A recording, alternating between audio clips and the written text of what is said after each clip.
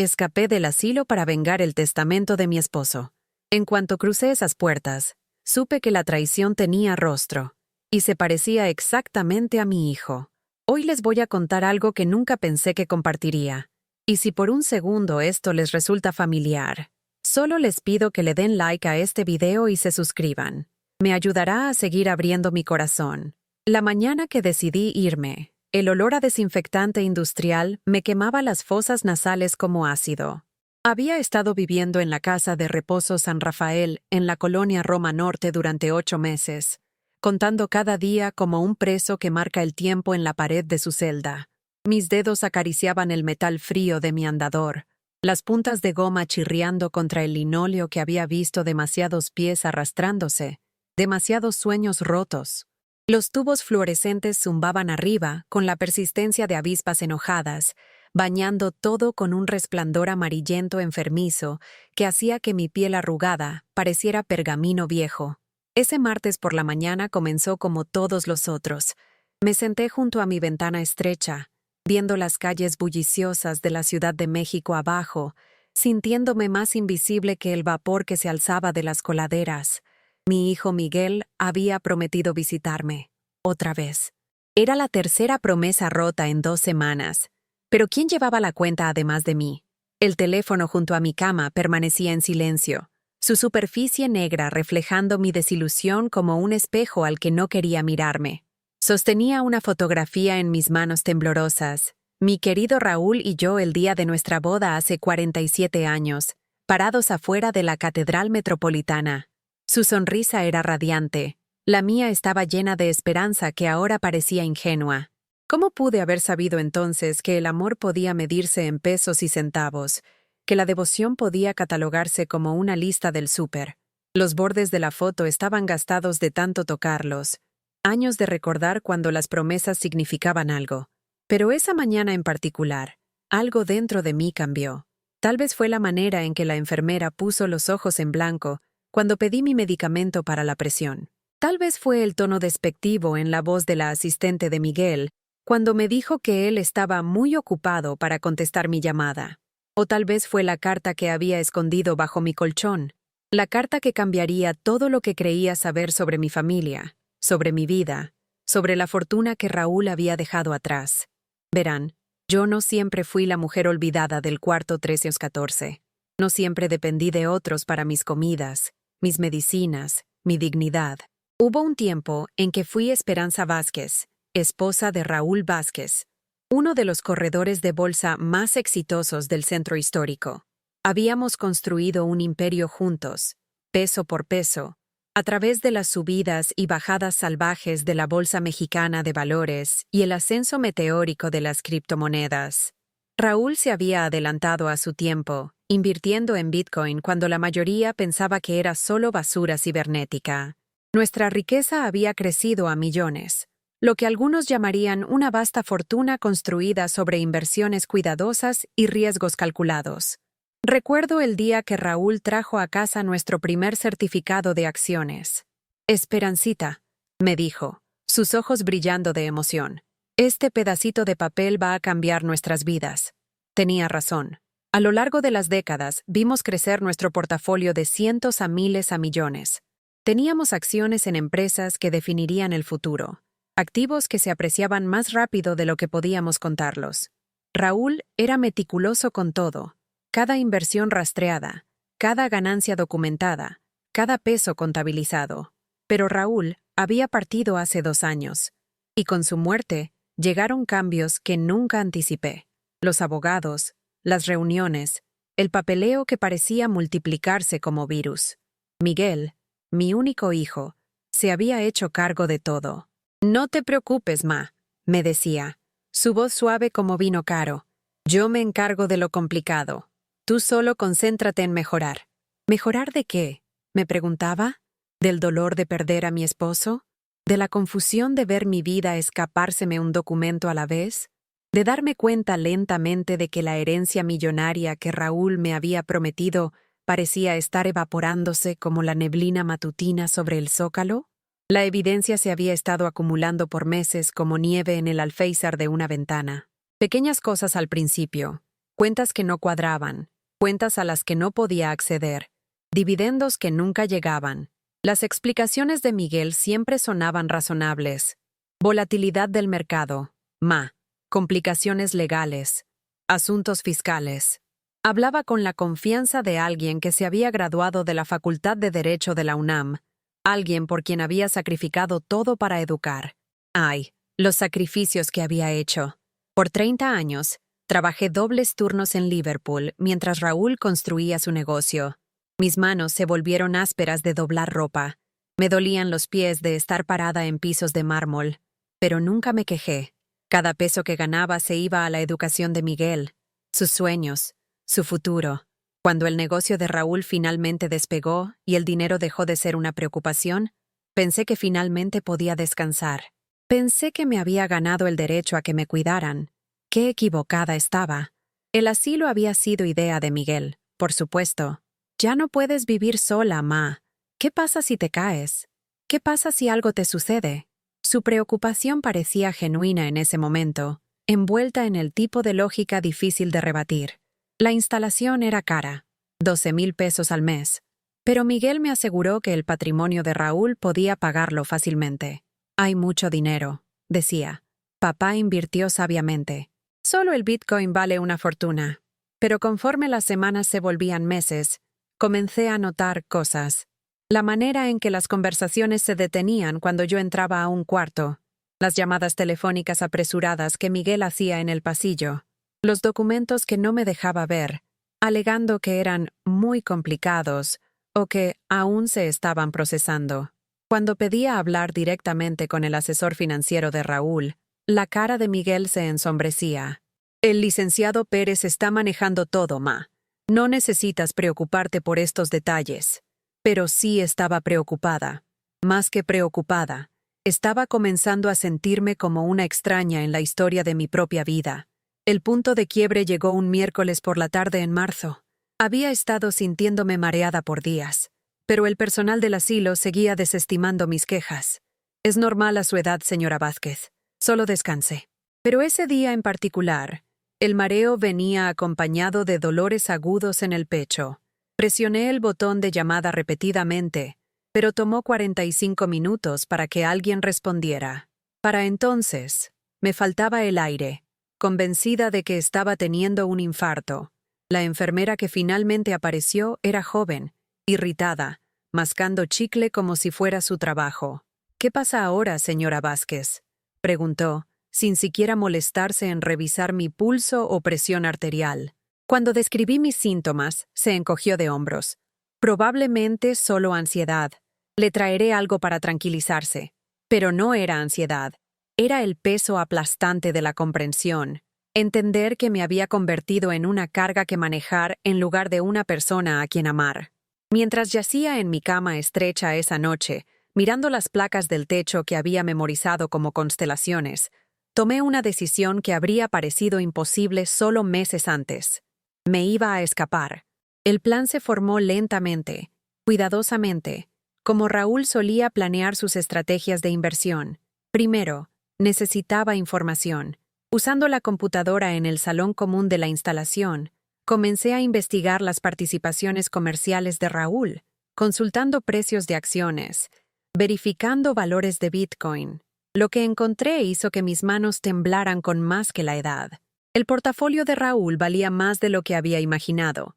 Casi 10 millones de pesos distribuidos en acciones, bonos, criptomonedas e inversiones inmobiliarias. Los números estaban todos ahí en registros públicos, reportes financieros, declaraciones de la CNBV. Solo nuestra casa en la Colonia Condesa valía 3.2 millones de pesos. El departamento que Raúl había comprado en Cancún estaba valuado en 800,000 pesos. Su portafolio de acciones, manejado por Pérez y asociados, había crecido exponencialmente desde su muerte. Pero, según los estados de cuenta que Miguel me mostraba, el patrimonio apenas cubría mis gastos del asilo. Según su versión de la realidad, apenas íbamos pasándola, viviendo del IMSS y una pequeña cuenta de ahorros. Los millones de alguna manera habían desaparecido en el aire, o más precisamente, en cuentas a las que no tenía acceso. La carta que lo cambió todo llegó un jueves. Estaba dirigida a mí, pero de alguna manera había terminado en la pila de correo de Miguel, un error del personal de la instalación que resultaría ser mi salvación. La dirección de remitente decía: Pérez y Asociados, Administración de Patrimonio Privado. Adentro había un reporte trimestral mostrando ganancias de transacciones de acciones recientes por un total de 847,000 pesos. Ganancias sobre inversiones que supuestamente ya no poseía. Mi corazón latía fuertemente mientras leía los detalles. Ventas de acciones tecnológicas que recordaba que Raúl había comprado. Dividendos de empresas establecidas que habían estado en nuestro portafolio por décadas. Pagos de intereses de bonos que habíamos comprado juntos. Dinero que me pertenecía, fluyendo hacia cuentas controladas por otra persona. Esa otra persona, me di cuenta con claridad nauseabunda, era mi hijo. Me senté en el baño por 20 minutos, la carta arrugada en mis manos temblorosas, lágrimas corriendo por mis mejillas. La traición cortaba más profundo que la muerte de Raúl, más profundo que la soledad de este lugar, más profundo que cualquier cosa que hubiera experimentado. Mi propio hijo, el niño que había criado, por quien había sacrificado, amado incondicionalmente, había robado mi futuro y me había encerrado como un secreto inconveniente. Pero junto con la angustia, vino algo más, algo que no había sentido en meses. Ira pura, ardiente, clarificadora que quemó la neblina de confusión y autoduda. Yo era Esperanza Vázquez. Había sobrevivido la crisis financiera de 2008. Había cuidado a mi esposo durante el cáncer. Había construido una vida de la nada y lo había perdido todo una vez antes, solo para reconstruirlo otra vez. No iba a dejar que nadie, ni siquiera mi propio hijo, robara lo que Raúl y yo habíamos ganado juntos. El escape en sí fue sorprendentemente simple. Había estado observando el cambio de turno vespertino por semanas, notando el hueco de 10 minutos cuando los pasillos no tenían vigilancia.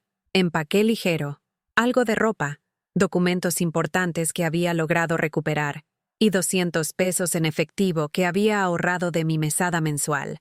La parte más difícil fue dejar la fotografía de Raúl y yo, pero sabía que solo me pesaría. A las 9:47 p.m. de un viernes por la noche, salí por la puerta principal de la Casa de Reposo San Rafael, hacia el aire fresco de la Ciudad de México. Nadie me detuvo. Nadie siquiera se dio cuenta. Era solo otra anciana invisible, arrastrándose por la banqueta con su andador, desapareciendo en el anonimato de la ciudad. Mi primera parada fue un Vips de 24 horas en Insurgentes, donde pedí café y traté de descifrar mi siguiente paso. La mesera, una mujer de mediana edad con ojos cansados y una sonrisa amable, rellenó mi taza sin que se lo pidiera. ¿Está bien, güerita?, preguntó. Se ve como si hubiera pasado por algo. Casi me río. Si supiera. En cambio, asentí y pedí usar su teléfono. Mi primera llamada fue a Información Telefónica, obteniendo el número directo del viejo bufete de abogados de Raúl. Mi segunda llamada fue a Pérez y Asociados, dejando un mensaje de que Esperanza Vázquez necesitaba programar una reunión urgente sobre el patrimonio de su esposo. La tercera llamada fue la más difícil. Marqué el número de Miguel, mis dedos temblando mientras presionaba cada dígito. Contestó al segundo timbrazo. «Ah, ¿qué haces llamando tan tarde? ¿No se supone que deberías estar dormida?» Su voz llevaba esa nota familiar de leve irritación, como si mi mera existencia fuera un inconveniente que tenía que manejar. Por un momento, casi perdí el valor. Casi me disculpé por molestarlo. Casi me deslicé de vuelta al patrón de sumisión que había definido nuestra relación desde la muerte de Raúl. En cambio, dije 4 palabras que se sintieron como saltar de un acantilado. Sé lo que hiciste. El silencio del otro lado se extendió más largo que una respiración contenida. Cuando Miguel finalmente habló, su voz era diferente, cuidadosa, calculadora. «Ma, ¿de qué estás hablando? Es tarde. Deberías regresar a tu cuarto y descansar». «No estoy en mi cuarto, Miguel. No estoy en San Rafael. Y no voy a regresar hasta que me digas dónde está mi dinero». Otra pausa. Más larga esta vez. Casi podía escuchar los engranes girando en su mente legal, pesando opciones. calculando riesgos. Ma, estás confundida. Ya hemos hablado de esto. El patrimonio de papá es complicado. Hay impuestos, honorarios legales. Deja de mentirme. Las palabras salieron más filosas de lo que intenté, pero no me disculpé. He visto los reportes de Pérez. Sé sobre las ventas de acciones, los pagos de dividendos, las ganancias de inversión. Sé sobre la cuenta de Bitcoin que supuestamente está vacía, pero muestra transacciones de la semana pasada. Lo sé todo, Miguel. La pregunta es, ¿qué vas a hacer al respecto? El silencio se extendió tanto que pensé que había colgado. Cuando finalmente habló, su voz era fría de una manera que nunca había escuchado antes. Ma, creo que necesitas regresar a la instalación. Obviamente estás teniendo uno de tus episodios. Les llamaré para decirles que estás confundida. Llámales, dije, sorprendida por la firmeza en mi propia voz. Diles que Esperanza Vázquez se dio de alta permanentemente. ¿Y Miguel? La próxima vez que sepas de mí será a través de mi abogado. Colgué antes de que pudiera responder. Sentada en ese VIPS a medianoche, rodeada de las conversaciones tranquilas de trabajadores de turno nocturno e insomnes, sentí algo que no había experimentado desde que Raúl murió. Me sentí viva, asustada, incierta, probablemente cometiendo el error más grande de mi vida, pero viva de una manera que importaba. Los siguientes días fueron un torbellino de reuniones, llamadas telefónicas y descubrimientos que hicieron que mis sospechas iniciales parecieran ingenuas. El abogado de Raúl, Roberto Chen, era un hombre de 60 años que había conocido a mi esposo por más de 20 años. Cuando entré a su oficina en Polanco, su cara se puso blanca. ¿Esperanza? Dios mío, pensamos que estabas... Nos dijeron que estabas incapacitada, que no podías manejar tus asuntos. ¿Quién les dijo eso? Tu hijo, Miguel. Presentó documentación mostrando que habías sido declarada mentalmente incompetente. Dijo que estabas en cuidado de tiempo completo y que él tenía poder notarial sobre tu patrimonio. Los documentos que Miguel había preparado eran convincentes. Reportes médicos que nunca había visto, evaluaciones psiquiátricas de doctores que nunca había conocido, formas legales con lo que parecía mi firma autorizando la transferencia de todas las decisiones financieras a él. Era una obra maestra de fraude, ejecutada con la precisión de alguien que entendía exactamente cómo funcionaba el sistema legal. Pero Roberto Chen era minucioso. Me hizo examinar por un psiquiatra independiente, quien me encontró completamente competente. Hizo que expertos en escritura analizaran las firmas en los documentos fraudulentos. Comenzó el proceso meticuloso de rastrear a dónde había ido realmente el dinero de Raúl.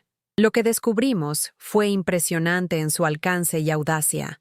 Miguel no solo me había robado, había construido todo un estilo de vida con mi herencia.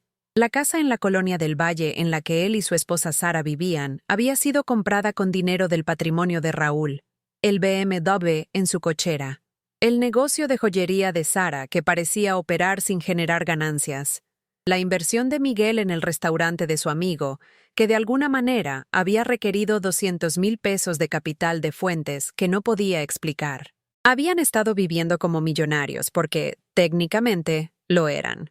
Eran millonarios con mi dinero. El Bitcoin que Raúl había comprado por 50,000 pesos en 2017 ahora valía más de 2 millones de pesos. En lugar de estar en una cuenta para mi beneficio, había sido vendido gradualmente para financiar su estilo de vida. Los dividendos del portafolio de acciones cuidadosamente elegidas de Raúl, empresas como Telmex, América Móvil, Cemex, habían sido redirigidos a cuentas que Miguel controlaba. Incluso la renta de propiedades que poseíamos estaba fluyendo a su cuenta personal. Pero la parte más cruel no era el robo en sí, era la mentira que lo había hecho posible.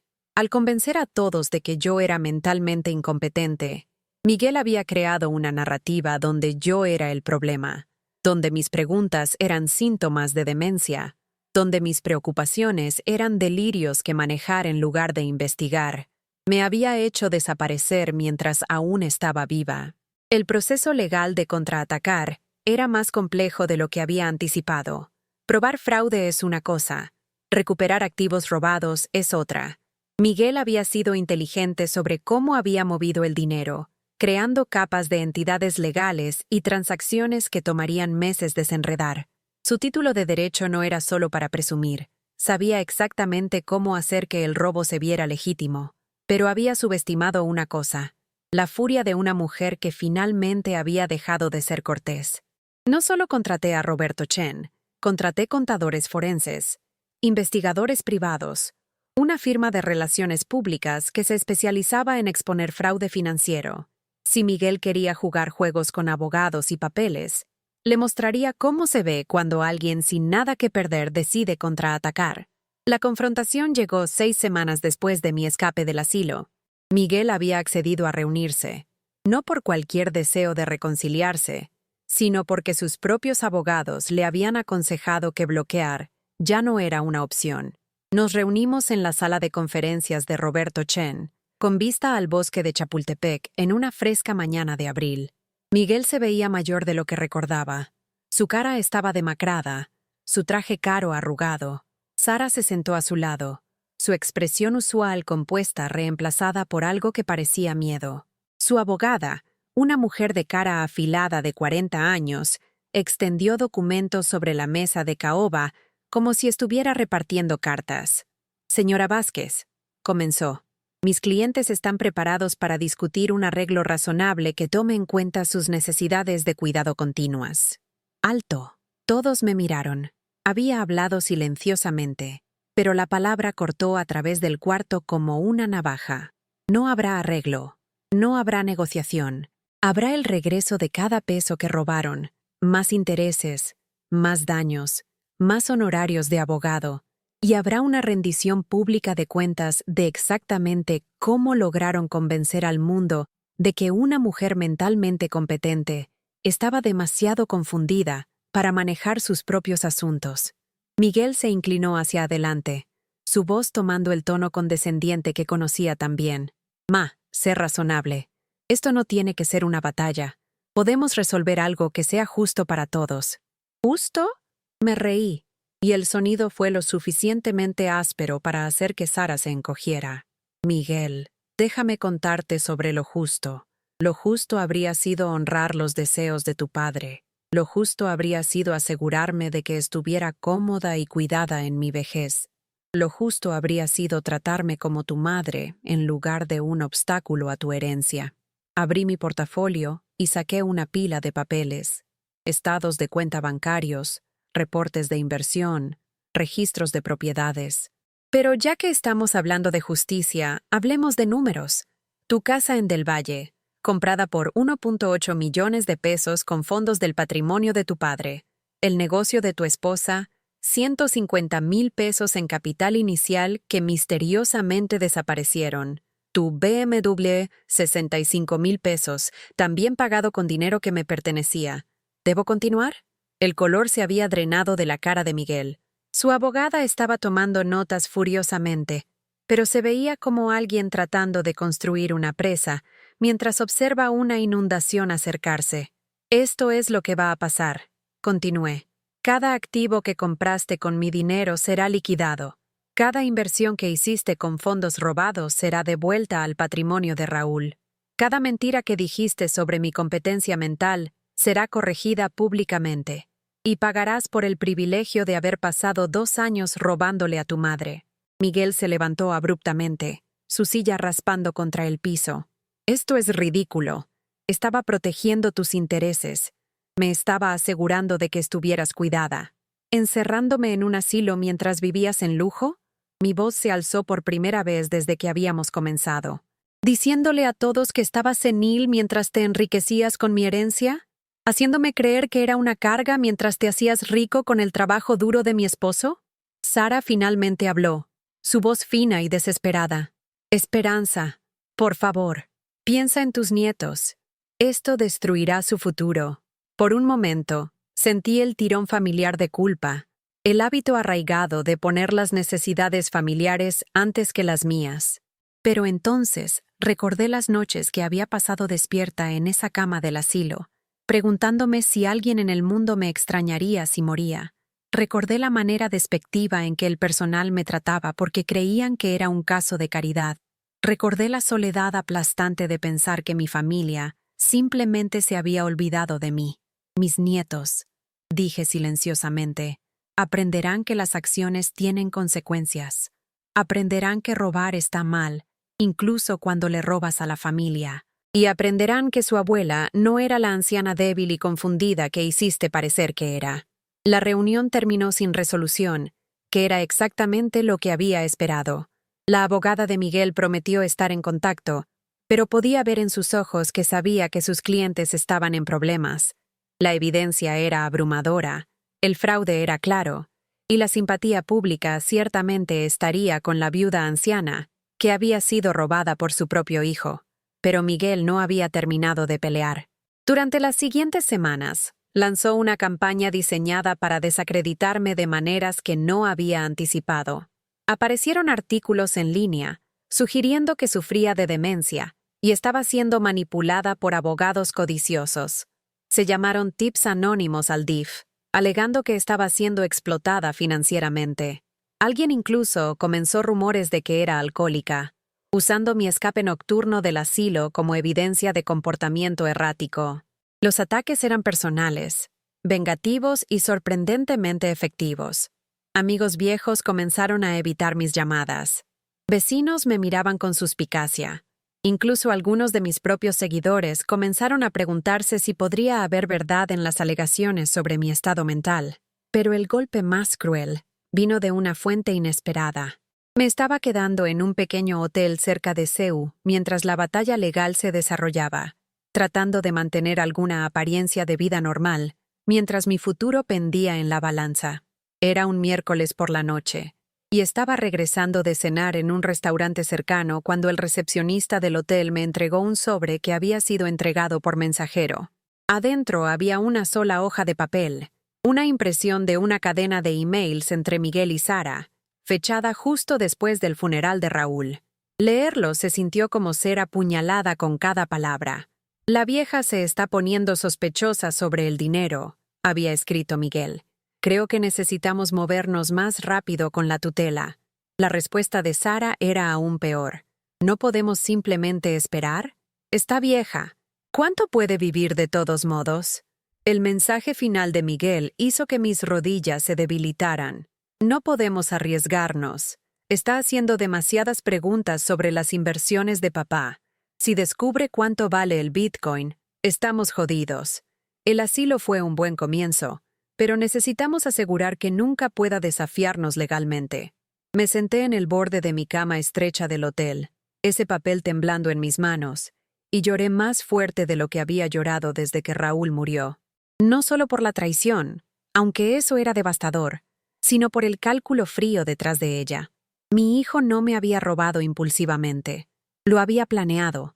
Había hecho estrategias sobre mi muerte como si fuera una oportunidad de negocio. Había deseado mi muerte para poder gastar mi dinero en paz. Pero incluso en ese momento de angustia aplastante, algo más estaba creciendo dentro de mí. No solo ira ahora, sino un tipo de claridad que no había sentido desde que Raúl estaba vivo. Entendí con precisión perfecta lo que necesitaba pasar después. Miguel pensaba que estaba jugando ajedrez, moviendo piezas alrededor de un tablero, calculando resultados pasos adelante. Pero había aprendido algo de 4 décadas de matrimonio con un inversionista exitoso. A veces la mejor estrategia no es jugar el juego mejor. A veces la mejor estrategia es cambiar el juego por completo. Tomé mi teléfono y llamé a Roberto Chen. Roberto, soy Esperanza. Necesito que prepares un comunicado de prensa. Y necesito que contactes a ese reportero de Reforma que ha estado llamando sobre casos de fraude financiero. Sí, sé que es tarde. Esto no puede esperar hasta mañana. La historia salió un jueves. Viuda anciana lucha contra robo millonario de su hijo. Fue el titular que apareció arriba de una foto mía parada afuera del asilo del que me había escapado. El artículo detalló todo: las inversiones exitosas de Raúl, los documentos fraudulentos de competencia mental, el estilo de vida lujoso de Miguel financiado con dinero de herencia robado, y el email planeando mi confinamiento continuo. Para el viernes, la historia había sido recogida por 3 cadenas de televisión y una docena de publicaciones en línea. Para el lunes, Estaba recibiendo llamadas de otras personas ancianas que sospechaban que sus propios familiares abusaban financieramente de ellos. Para el miércoles, un documentalista quería entrevistarme sobre lo que llamó una epidemia creciente de fraude de herencia. El mundo de Miguel comenzó a colapsar con velocidad notable. Su bufete, que se especializaba en planificación patrimonial, silenciosamente le pidió que tomara una licencia mientras evaluaban la situación. El restaurante del amigo que supuestamente había necesitado dinero de inversión fue revelado como completamente ficticio, otro recipiente de fondos robados que realmente había ido directo a las cuentas personales de Miguel y Sara. El negocio de joyería de Sara, que apenas existía, fue cerrado por acreedores que finalmente entendieron su verdadera fuente de financiamiento. Pero el momento más satisfactorio llegó cuando recibí una llamada telefónica del administrador de la Casa de Reposo San Rafael. Señora Vázquez, le debemos una disculpa. Hemos completado nuestra investigación sobre cómo el personal la trató durante su estadía y, francamente, estamos horrorizados. La enfermera que ignoró sus preocupaciones médicas ha sido despedida. El administrador que procesó los documentos fraudulentos de su hijo ha sido despedido. Nos gustaría mucho discutir cómo podemos hacer las paces. Podría haber sido graciosa. Podría haber aceptado sus disculpas y seguir adelante. En cambio, dije, pueden hacer las paces asegurándose de que esto nunca le pase a nadie más. Pueden hacer las paces entrenando a su personal para reconocer que las personas ancianas que hacen preguntas sobre su propio dinero no están confundidas, están siendo responsables. Y pueden hacer las paces reconociendo públicamente que participaron en el abuso financiero de una residente al aceptar documentación fraudulenta sin verificación adecuada. Hicieron las tres cosas. La resolución legal tomó 8 meses, pero valió la pena la espera. Miguel fue requerido a devolver no solo la cantidad principal que había robado, sino también las ganancias que esas inversiones habían generado durante el tiempo que las controló. La venta de Bitcoin, que había conducido en el peor momento posible desde mi perspectiva, tuvo que ser recomprada a valores de mercado actuales, significando que tuvo que pagar casi 3 veces lo que había recibido originalmente. La casa, los carros, las joyas, la inversión del restaurante inexistente, todo fue liquidado para satisfacer la sentencia, pero el dinero no fue lo único que recuperé. La investigación había descubierto evidencia de fraude postal, fraude electrónico y abuso de ancianos, crímenes federales que podrían haber enviado a Miguel a prisión. Al final, su abogada negoció un acuerdo que involucró restitución, servicio comunitario y 5 años de libertad condicional. Nunca practicaría derecho otra vez, y su nombre para siempre estaría asociado con uno de los casos más publicitados de fraude de herencia en el Estado de México. Aún así, la victoria legal se sintió incompleta comparada con lo que pasó después. Estaba viviendo en un hermoso departamento en Polanco, comprado con dinero que siempre había sido justamente mío, cuando Sara llamó. Era un domingo por la tarde en octubre, exactamente 1 año después de mi escape del asilo. Esperanza, ¿podemos hablar? ¿En persona? Su voz era diferente, más pequeña. La confianza que siempre había definido sus interacciones conmigo se había ido, reemplazada por algo que sonaba como humildad genuina. Nos encontramos en un café cerca del centro histórico, terreno neutral donde ninguna de nosotras tendría la ventaja. Sara se veía mayor, desgastada por meses de batallas legales y escrutinio público. Pidió café pero apenas lo tocó, sus manos envueltas alrededor de la taza como si tratara de absorber su calor. «Necesito que sepas», dijo finalmente, «que nunca quise que las cosas llegaran tan lejos. Cuando Miguel primero sugirió manejar tus finanzas, pensé que era temporal. Pensé que te estábamos ayudando. Estudié su cara, buscando señales de la manipulación que había llegado a esperar de la familia de mi hijo. En cambio, vi algo que no había visto en años. Remordimiento verdadero. ¿Cuándo ayudarme se convirtió en robarme?», pregunté. Sara estuvo callada por un momento largo. Cuando nos dimos cuenta de cuánto dinero había realmente. Cuando Miguel vio los valores del Bitcoin y el portafolio de acciones y comenzó a hablar sobre maximizar el potencial del patrimonio. Cuando ayudarte se volvió inconveniente. Era lo más cercano a una respuesta honesta que había obtenido de cualquiera en mi familia desde que Raúl murió. Los nietos preguntan por ti, continuó. Especialmente Emilia. Quiere saber por qué la abuela Esperanza ya no viene a las fiestas de cumpleaños. Por primera vez desde que esta conversación comenzó, sentí el tirón familiar de obligación familiar. Emilia tenía 8 años, inocente de los crímenes de sus padres, atrapada en el fuego cruzado de decisiones adultas que no podía entender. ¿Qué le dices? La verdad, principalmente, que mami y papi tomaron decisiones malas, y ahora la abuela Esperanza está enojada con nosotros, que a veces las familias se lastiman y toma tiempo sanar. Pensé en Emilia, brillante, curiosa, llena del tipo de asombro que hace que los abuelos quieran mover montañas. Pensé en fiestas de cumpleaños que me perdería, obras escolares a las que no asistiría, mañanas de Navidad que pasarían sin mí. Pensé en el costo de la justicia cuando viene a expensas del amor, pero entonces pensé en Raúl, trabajando hasta tarde en la noche para construir algo que aseguraría nuestro futuro. Pensé en mis años de sacrificio, mis décadas de poner las necesidades familiares antes que las mías. Pensé en las noches en esa cama del asilo cuando creía que mi familia simplemente había olvidado que existía. Sara, dije silenciosamente, si quieres que vuelva a la vida de Emilia, a cualquiera de sus vidas, va a requerir más que disculpas. Va a requerir prueba de que entienden lo que me quitaron no era solo dinero. ¿Qué quieres decir? Me quitaron mi dignidad, mi autonomía, mi creencia de que las personas que amaba me protegerían en lugar de explotarme. El dinero puede ser devuelto, pero la confianza, eso es algo diferente por completo. Sara asintió, lágrimas comenzando a formarse en sus ojos. ¿Qué tomaría? ¿Para reconstruir la confianza? Había estado pensando en esta pregunta por meses, desde la victoria legal que me había devuelto mi seguridad financiera, pero no podía restaurar las relaciones que había costado. Tiempo, dije. Consistencia. Acciones pequeñas que prueben que me ven como una persona en lugar de un obstáculo. Y transparencia absoluta sobre todo. No más secretos, no más mentiras, no más decisiones hechas para mi propio bien sin mi contribución.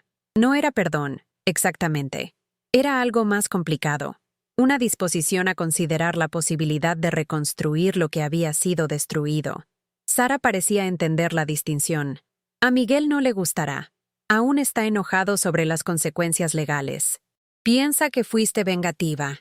Miguel puede pensar lo que quiera, pero si quiere una relación conmigo, va a tener que ganársela de la misma manera que todos los demás, a través del respeto, honestidad y tratándome como un adulto que es capaz de tomar sus propias decisiones. Hablamos por otra hora, elaborando los parámetros tentativos de cómo podría verse la reconciliación. Sería lento, cuidadoso, construido sobre acciones en lugar de promesas. Habría límites, líneas claras sobre discusiones financieras, decisiones médicas, y mi derecho a vivir independientemente.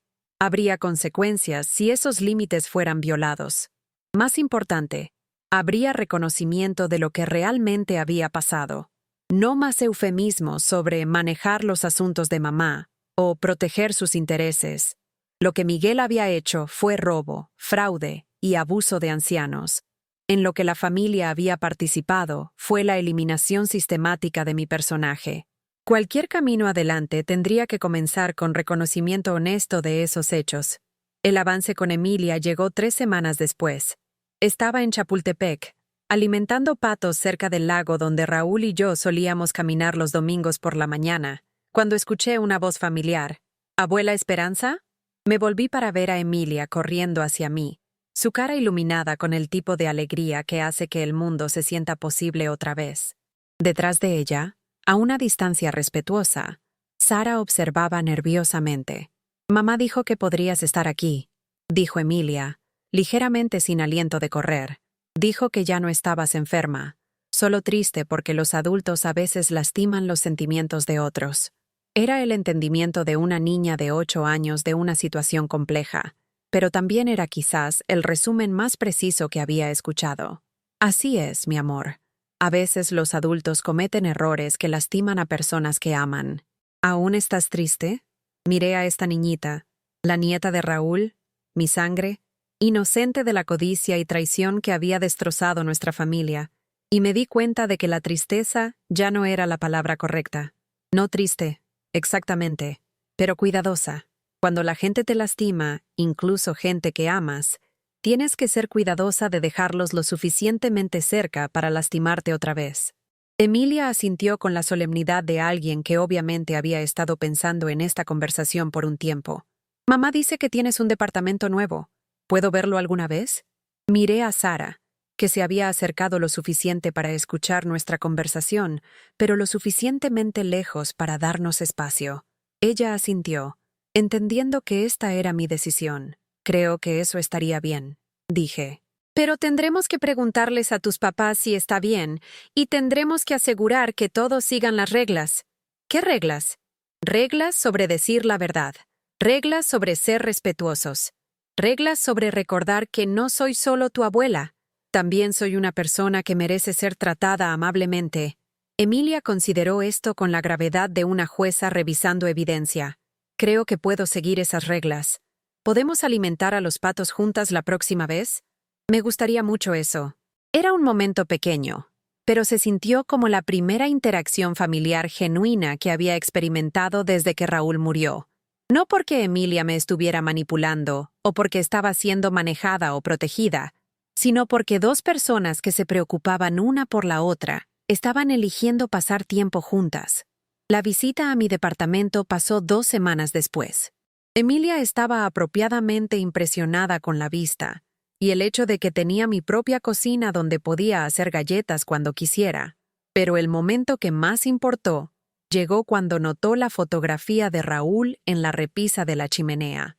«Extraño al abuelo Raúl», dijo simplemente. «¿Tú también lo extrañas?» «Cada día», le dije. «Pero, ¿sabes qué aprendí?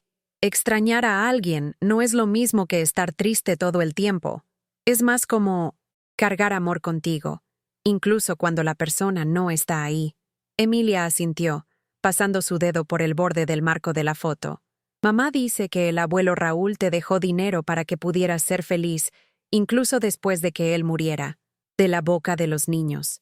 Había destilado toda la batalla legal a su verdad esencial. Raúl había trabajado duro e invertido sabiamente para que yo estuviera segura y cómoda después de su muerte.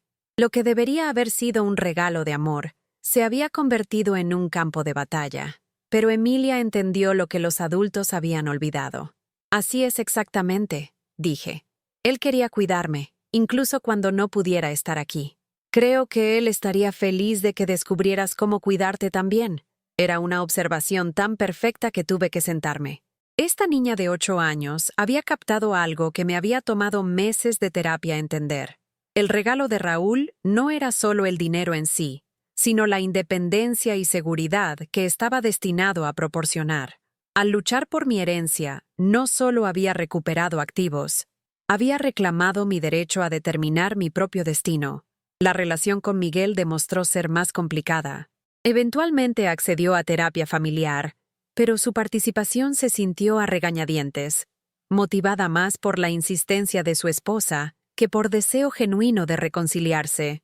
Durante nuestras sesiones, alternaba entre defensividad y autocompasión, rara vez reconociendo el alcance completo de lo que sus acciones me habían costado. Estaba tratando de manejar una situación financiera compleja, decía. Cometí algunos errores, pero mis intenciones eran buenas. Doctor Rodríguez, nuestro terapeuta, era hábil cortando eufemismos. Miguel, seamos específicos sobre lo que pasó. Falsificaste documentos declarando a tu madre mentalmente incompetente. Redirigiste sus ingresos de inversión a cuentas que controlabas. Moviste activos sin su conocimiento o consentimiento. Estas no fueron decisiones de manejo, fueron actos deliberados de fraude. Nunca quise lastimarla, pero sí la lastimaste. Independientemente de tus intenciones, tus acciones resultaron en que tu madre fuera institucionalizada contra su voluntad mientras gastabas dinero que le pertenecía. ¿Puedes reconocer ese daño sin calificarlo? Estas sesiones eran dolorosas, pero también eran necesarias. Para mí, proporcionaron un espacio para expresar la profundidad de mi ira y traición. Para Miguel, Ofrecieron una oportunidad de entender que sus problemas legales eran solo el comienzo de las consecuencias que enfrentaría. El punto de inflexión llegó durante nuestra sexta sesión, cuando Dr. Rodríguez le hizo a Miguel una pregunta que lo detuvo en seco. ¿Qué crees que diría tu padre sobre cómo has tratado a tu madre? Por primera vez desde que nuestra batalla legal comenzó, Miguel se desplomó completamente. El abogado compuesto y articulado se disolvió en un hombre sollozando, que finalmente parecía captar la magnitud de lo que había hecho. Me odiaría, dijo Miguel a través de sus lágrimas. Papá pasó 40 años construyendo seguridad para mamá. Hablaba todo el tiempo sobre asegurar que ella estaría bien si algo le pasaba. Y yo destruí eso. La hice sentir asustada y sola y vulnerable. Todo lo que papá trabajó para prevenir. No era perdón, pero era entendimiento. Y entendimiento, estaba aprendiendo, era el primer paso necesario hacia cualquier tipo de sanación. La atención pública que acompañó nuestra historia tuvo una consecuencia inesperada. Me conectó con docenas de otras personas ancianas que habían experimentado abuso financiero similar. Comencé a recibir cartas, llamadas telefónicas y emails de adultos mayores de todo el país que reconocieron sus propias experiencias en la cobertura mediática de mi caso. Margarita de Tijuana había descubierto que su hija había estado falsificando su firma en cheques del Seguro Social por 3 años. Roberto de Guadalajara se enteró de que su yerno había sacado tarjetas de crédito a su nombre y acumulado 50,000 pesos de deuda. Patricia de Puebla descubrió que las oportunidades de inversión que su sobrino había estado manejando en su nombre eran completamente ficticias. Cada historia era desgarradora, pero lo que más me impactó fue lo similares que eran los patrones. El aislamiento gradual. La insistencia de que los asuntos financieros complejos eran demasiado difíciles para que las personas ancianas los entendieran. La manera en que cuestionar preocupaciones legítimas se reenmarcaba como evidencia de declive mental. La dinámica familiar que hacía casi imposible contraatacar sin perder a todos los que amabas. Comencé a hablar en centros de adultos mayores, compartiendo mi historia y alentando a otros a confiar en sus instintos cuando algo se sentía mal sobre sus arreglos financieros. Trabajé con organizaciones que proporcionaban ayuda legal a víctimas ancianas de abuso. Hice cabildeo para protecciones más fuertes y penalidades más claras para fraude de herencia. Se convirtió, en muchas maneras, en el trabajo más significativo que había hecho. El dinero de Raúl me había dado los recursos para contraatacar, pero más importante, me había dado una plataforma para ayudar a otros que se encontraban en situaciones similares. El primer aniversario de mi escape de la casa de reposo San Rafael se sintió como un hito que valía la pena celebrar. Organicé una pequeña cena en mi departamento. Solo algunos amigos cercanos que había hecho durante la batalla legal, Roberto Chen y su esposa, Dr. Rodríguez, y Emilia con Sara. Miguel había sido invitado pero declinó, aún luchando con la vergüenza sobre la naturaleza pública de su desgracia. Mientras nos sentamos alrededor de mi mesa de comedor, compartiendo buena comida y mejor conversación, reflexioné sobre cuánto había cambiado en 12 meses. Había recuperado mi seguridad financiera, sí, pero más que eso, había recuperado mi sentido del yo. Ya no era la mujer confundida e indefensa que el fraude de Miguel me había hecho parecer. Ya no era la residente invisible de un asilo, desestimada por personal que me veía como un caso de caridad. Yo era Esperanza Vázquez, viuda, superviviente, abogada, abuela. Tenía dinero en el banco y control sobre mis propias decisiones. Tenía un departamento que amaba en una ciudad que me estimulaba. Tenía trabajo significativo ayudando a otras personas a escapar del tipo de explotación que había soportado. Tenía una relación con mi nieta que estaba construida sobre honestidad y respeto mutuo. Pero quizás más importante, me había probado a mí misma que nunca es demasiado tarde para luchar por tu dignidad. Nunca demasiado tarde para exigir mejor trato. Nunca demasiado tarde para reconstruir tu vida en tus propios términos. Mirando alrededor de esa mesa, me di cuenta de que la familia por la que había luchado tan duro para preservar había sido reemplazada por algo diferente, pero igualmente valioso. Una familia elegida de personas que me veían claramente, me apoyaban genuinamente y me trataban con el respeto que siempre había merecido. Emilia alzó su vaso de jugo de manzana en un brindis. Por la abuela Esperanza, que me enseñó que los adultos pueden aprender a ser mejores. Doctor, Rodríguez añadió, por el valor que se necesita para alejarse de situaciones que te disminuyen. Roberto Chen concluyó, por el recordatorio de que la justicia retrasada no siempre es justicia negada. Mientras levantaba mi propio vaso, pensé en Raúl, y deseé que pudiera ver cómo sus inversiones cuidadosas finalmente habían proporcionado más que seguridad financiera. Me habían dado los medios para redescubrir quién era más allá de las expectativas y limitaciones de otras personas. Por las segundas oportunidades, dije, y la sabiduría para reconocerlas cuando llegan. Ahora, 3 años después de salir de ese asilo, despierto cada mañana en mi propia cama, en mi propio departamento, rodeada de mis propias decisiones. Desayuno cuando quiero, preparado como me gusta. Leo periódicos que me dicen lo que está pasando en el mundo en lugar de tener información filtrada a través de las interpretaciones de otras personas.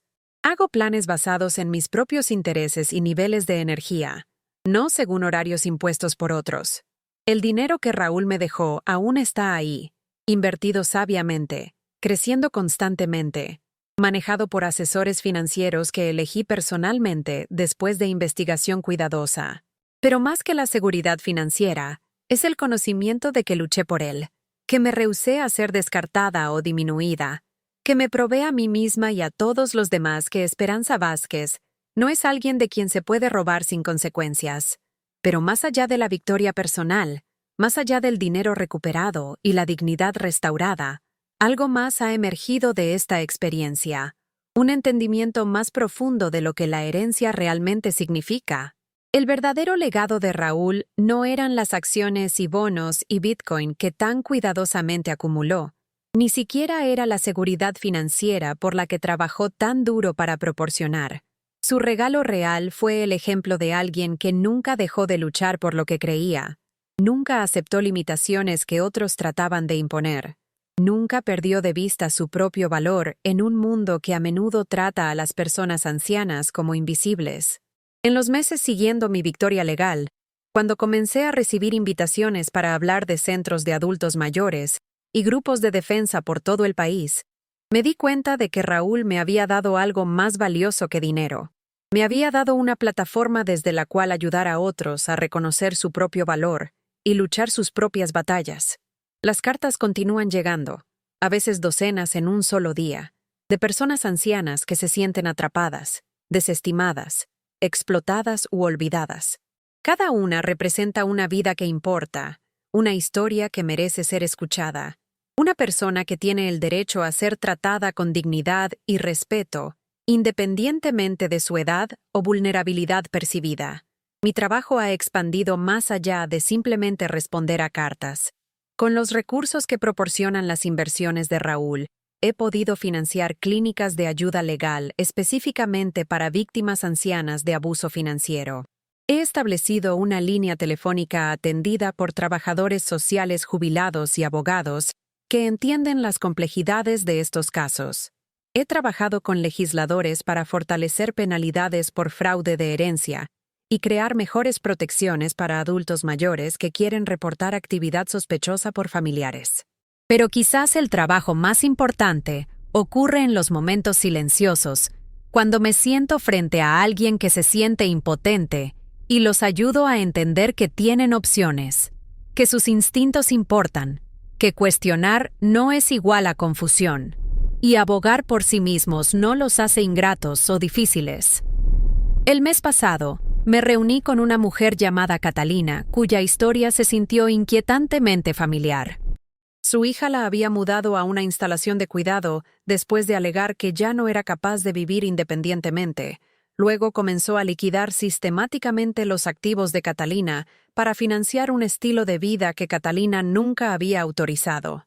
Los paralelos con mi propia experiencia eran tan impactantes que por un momento sentí como si estuviera viendo en un espejo que reflejaba el pasado. Sé que no estoy loca, me dijo Catalina, sus manos temblando mientras sostenía documentos que probaban el robo de su hija. Pero todos me tratan como si lo estuviera. Las enfermeras, los trabajadores sociales, incluso mi propia familia. Hablan de mí como si no estuviera en el cuarto, como si no entendiera lo que me está pasando.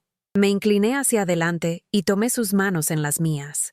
Catalina, quiero que me escuches muy cuidadosamente. No estás loca, no estás confundida, no estás imaginando cosas. Lo que estás experimentando es real, es criminal, y no es tu culpa. Y más importante, no es algo que tengas que aceptar. La transformación que ocurrió en su cara, de desesperación a esperanza a determinación, me recordó por qué este trabajo importa tanto. Cuando Raúl estaba construyendo su fortuna, nunca podría haber imaginado que sus inversiones finalmente financiarían un movimiento para proteger a otras personas ancianas del tipo de explotación que experimenté. Pero en cierta manera, eso es exactamente lo que ha pasado. Los efectos dominó continúan sorprendiéndome. El documental sobre mi caso inspiró una serie de Netflix sobre abuso de ancianos que llega a millones de espectadores. Los precedentes legales establecidos en mi demanda han sido citados en docenas de casos similares por todo el país.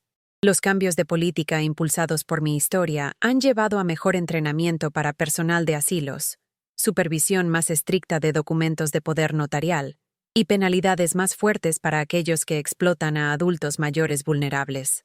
Pero el impacto más significativo es a menudo el más personal. Emilia, ahora de 11 años, recientemente me dijo que quiere ser abogada cuando crezca para poder ayudar a abuelas como tú a contraatacar contra gente que trata de robarles. El orgullo en su voz cuando habló de mi victoria, la manera en que entendió que defenderte siempre es lo correcto sin importar el costo. Estos momentos me recuerdan que el legado de Raúl se extiende mucho más allá de las inversiones financieras. Estamos criando una generación que entiende que las personas ancianas no son cargas que manejar, sino individuos con derechos, dignidad y perspectivas valiosas. Emilia pasará por la vida sabiendo que la edad no disminuye el valor, que cuestionar la autoridad a menudo es apropiado, y que a veces lo más amoroso que puedes hacer es rehusarte a habilitar el comportamiento dañino de alguien. La relación con Miguel se ha asentado en una detente cuidadosa. Hablamos ocasionalmente, usualmente alrededor de fiestas o hitos familiares, pero la intimidad fácil de nuestra relación anterior de madre-hijo se ha ido para siempre. Completó su servicio comunitario y ha encontrado trabajo como asistente legal, un paso significativo hacia abajo de su carrera legal anterior, pero apropiado dadas sus circunstancias. Sara me dice que está en terapia individual, trabajando a través de la vergüenza y culpa que contribuyeron a sus decisiones pobres. Ya no lo odio, lo que a veces me sorprende. La ira intensa que me sostuvo a través de la batalla legal se ha desvanecido en algo más complejo. Desilusión mezclada con tristeza por oportunidades perdidas, relaciones dañadas, confianza rota. Espero que haya aprendido de la experiencia. Espero que se haya convertido en una mejor persona como resultado de enfrentar consecuencias por sus acciones. Pero también sé que mi esperanza por su crecimiento personal no puede anular mi necesidad de protegerme de más daño. El perdón, he aprendido, no es un sentimiento que logras una vez y mantienes para siempre. Es una decisión continua de no dejar que las acciones dañinas de otra persona continúen controlando tu vida emocional. Puedo perdonar a Miguel por lo que me hizo sin confiar en él con mi futuro, o pretender que nuestra relación puede regresar a lo que era antes de que entendiera su capacidad de traición. Sara, por el contrario, ha demostrado estar genuinamente comprometida a reconstruir nuestros lazos familiares sobre bases más saludables. Incluye en los eventos escolares de Emilia, pide mi opinión sobre decisiones familiares, y se ha convertido en una defensora de los derechos de los ancianos en su propia comunidad. Su transformación de cómplice pasiva a aliada activa demuestra que las personas pueden cambiar cuando están dispuestas a confrontar verdades incómodas sobre sí mismas. Estaba tan enfocada en lo que pensábamos que necesitábamos, me dijo recientemente, que perdí de vista lo que era correcto. Miguel lo hizo fácil de racionalizar porque siempre tenía razones legales para lo que estábamos haciendo. Pero en el fondo, sabía que te estábamos lastimando. Sabía que estaba mal. Solo elegí ignorar mi conciencia porque era conveniente. Su honestidad es tanto dolorosa como sanadora. Dolorosa porque confirma que mis seres queridos eligieron lastimarme a pesar de saber que estaba mal. Sanadora porque prueba que la responsabilidad auténtica es posible, que las personas pueden reconocer sus fallas sin excusas o justificaciones. El trabajo continúa evolucionando y expandiéndose. He sido invitada a hablar en escuelas de derecho sobre las complejidades legales de casos de abuso de ancianos. Escuelas de medicina me piden dirigirme a estudiantes sobre reconocer señales de explotación financiera en pacientes ancianos. Programas de trabajo social quieren que comparta perspectivas sobre el impacto psicológico del fraude de herencia. Cada audiencia me enseña algo nuevo sobre el alcance de este problema. Los abogados describen clientes ancianos que parecen difíciles o imposibles, y los ayudo a entender que lo que parece paranoia o confusión podría ser respuestas completamente racionales a ser sistemáticamente engañados y explotados. Los profesionales médicos aprenden a hacer preguntas diferentes cuando pacientes ancianos expresan preocupaciones sobre familiares, reconociendo que el abuso financiero a menudo se disfraza como cuidado.